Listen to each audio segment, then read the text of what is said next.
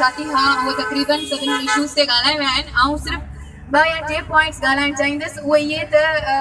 गुज़िरियल 2 या 3 सालनि में पीपल्स पार्टी औरतुनि जे हवाले सां इन रेप ऐं डोमेस्टिक वायलेंस ऐं ॿियनि जे हवाले सां घटि में घटि कोई 4-5 लॉ पास कया ऐं उहे पास करे उन खां पोइ सॼे पाकिस्तान में उन्हनि वॾा नारा हयां त असां उहो पहिरियों प्रोविंस आहियूं, उहो पहिरियों सूबो आहियूं जिन इहे कानून पास कया आहिनि। पाकिस्तान में ॿिए कंहिं बि असेंबली उहे पास न कया आहिनि। इहा ॻाल्हि चयो पास करणु कानून आसान आहे, असेंबली में वेही तव्हांखे हथ मथे खणणो आहे ऐं उनजे बुनियाद ते तव्हांखे वोट वठणा आहिनि, लेकिन उन्हनि ते केतिरो अमल थिए थो उहो इन्हनि हादसनि मां तव्हांखे अंदाज़ो थी वियो हूंदो। लाहौर ऐं लाड़काने जो फ़र्क़ु आउं सम्झां थी त पहिरीं ॻाल्हि त हिननि अहिड़ो इशू आहे जंहिं ते असांखे इहो इतिराज़ न करणु घुरिजे, पर इहा ॿी ॻाल्हि आहे त इहो लाहौर ऐं लाड़काने वारो जेको फ़र्क़ु आहे उहो वाज़े फ़र्क़ु आहे। उहो तव्हांखे रस्तनि ते बि नज़र ईंदो, उहो तव्हांखे पाणीअ में बि नज़र ईंदो, उहो तव्हांखे बिजलीअ में बि नज़र ईंदो, उहो तव्हांखे कानून में बि नज़र ईंदो, उहो तव्हांखे हर शइ में नज़र ईंदो। त चवण जो मक़सदु इहो आहे त असांखे उहा ख़बर आहे त असां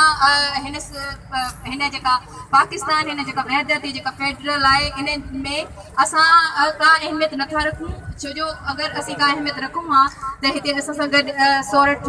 गॾु आहे, तनवीर आरे जो आहे, ससुई आहे, जेके हर महीने हिते अची मिसिंग पर्सन्स जे लाइ कैंप हणंदियूं आहिनि। असां केतिरा माण्हू आहियूं जेके हिननि सां वेंदा आहियूं ऐं पीपल्स पार्टी जेका हेतिरनि सालनि खां असां खां वोट वठंदी आई आहे, उनजी बुनियाद ते हुकूमतूं कंदी आई आहे, उन्हनि जे चूंडियल नुमाइंदनि मां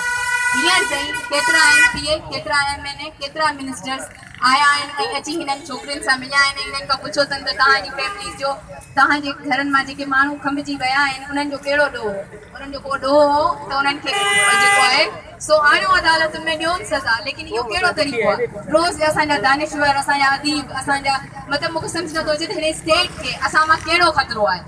उन में मज़दूर शामिल आहिनि, उनमें उस्ताद शामिल आहिनि, इन्हनि कहिड़ो नुक़सानु ॾिनो पिए हिन स्टेट खे। उन खां अलावा जेके कानून तव्हां पास कया आहिनि उहे तव्हां सिर्फ़ु नाले लाइ पास करे उते इम्प्लीमेंट को कोन्हे, तव्हां आइन ऐं कानून जी बि खंड कढी पिया कयो। हीअ आइन असांखे सिक्योरिटी ॾिए थो हर सिटीज़न खे बराबरि जी। तव्हां कहिड़ी सिक्योरिटी, हेॾा अरबे रुपया असांजा लॉ एनफोर्समेंट एजेंसीज़ जी बजट में वञनि था, असां जेके टैक्सिस ॾियूं था हिकिड़े माचिस जी दॿी ते बि उहे बि टैक्स जेके आहिनि पुलिस डिपार्टमेंट इन्हनि गवर्नमेंट्स इन्हनि होम मिनिस्ट्रीज़ ऐं इन्हनि जे जेके VIPs प्रोटोकॉल्स आहिनि उन्हनि में लॻनि था ऐं असांजूं नियाणियूं ईअं ई रोज़ रेप थियनि थियूं ऐं मरी असांखे ईअं ई लाश मिलनि था। असां उन पंहिंजे टैक्स जी पुछाणो था कयूं ऐं उन्हनि पंहिंजी सभिनि शयुनि जो अकाउंटेबल सम्झूं था पीपल्स पार्टी खे। चीफ जस्टिस खे बि नोटिस वठणु घुरिजे, लेकिन अकाउंटेबल असां सम्झूं था त गवर्नमेंट आहे ऐं पीपल्स पार्टी आहे ऐं उनखे जवाबु ॾियणु घुरिजे ऐं फौरी तौर ते जवाबदार गिरफ़्तार करणु।